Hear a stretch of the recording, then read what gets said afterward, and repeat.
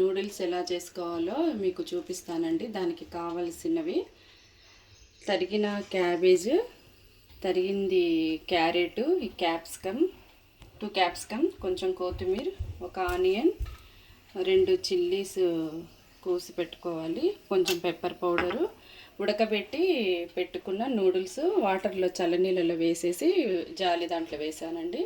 ఇప్పుడు ఎలా చేసుకోవాలో చూపిస్తాను మీకు. ఒకటి వెడల్పుది ఇట్లాంటిది గిన్నె తీసుకోవాలి. స్టవ్ ఆన్ చేసుకొని కొంచెం ఆయిల్ వేసుకోవాలండి. చాలు. కొంచెం ఆయిల్ వేసుకున్నాక ఆయిల్ హీట్ ఎక్కాక ఆనియన్స్,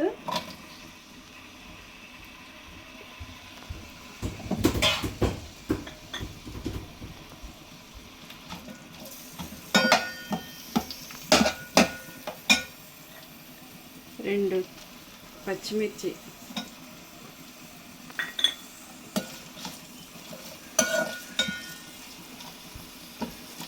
ఆనియన్స్ వేగాయండి. కొంచెం అల్లం వెల్లిగడ్డ పేస్ట్ వేసుకోవాలి.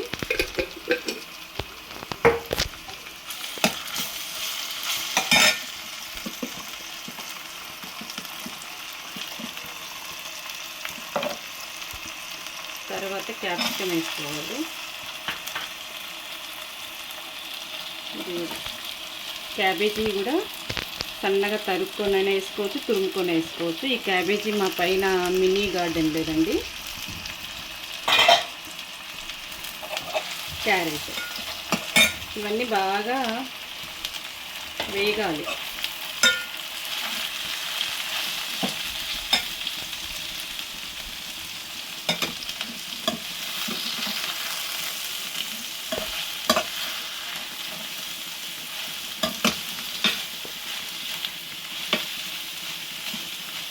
కొంచెం సాల్ట్ వేసుకోవాలి. కొంచెం సాల్ట్ వేసుకుంటే తొందరగా మగ్గిపోతుంది.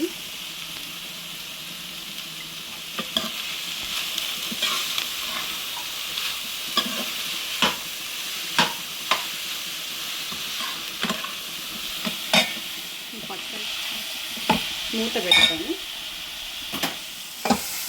బాగా వేగాయండి. ఇప్పుడు దీంట్లో కొంచెము పెప్పర్ పౌడర్ వేసుకోవాలి. కారానికి తగ్గట్టుగా కొంచెం పెప్పర్ పౌడర్,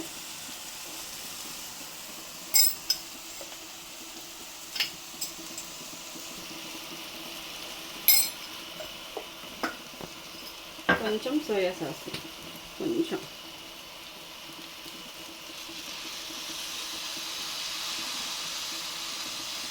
కొంచెం జాలిపు బాగా కలపాలి మొత్తం.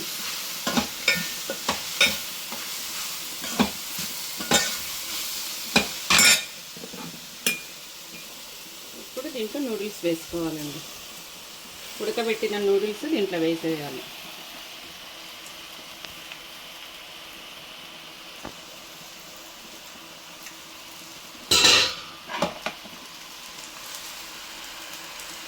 బాగా కలపాలి.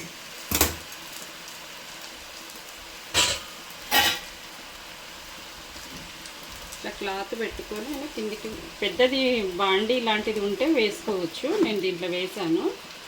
మంచిగా కలిపేసుకోవాలి.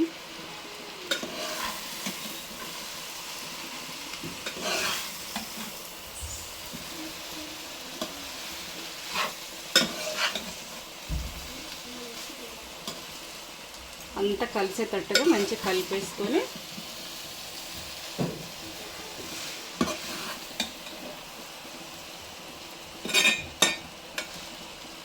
ఇక్కడ జొన్నజావ మొత్తం ఉడికింది. బాగా కలిపేసానండి. ఇంకా లాస్ట్ కొంచెం కొత్తిమీర వేసి స్టవ్ ఆఫ్ చేసుకోవడమే.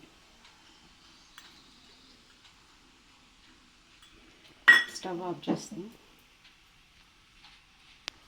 బౌల్లోకి వేసిస్తానండి మా బాబుకి. ఇంట్లోనే చేసుకోవచ్చు హ్యాపీగా. మీకు ఇంకా స్పైసీ ఎక్కువ కావాలంటే వేసుకోవచ్చు. నేను పెప్పర్ పౌడరు, గ్రీన్ చిల్లీ వేసానండి కాస్త. మా గ్రీన్ చిల్లీ చాలా స్పైసీగా ఉన్నాయి, అందుకని పెప్పర్ పౌడర్ కూడా కొంచెం వేసా.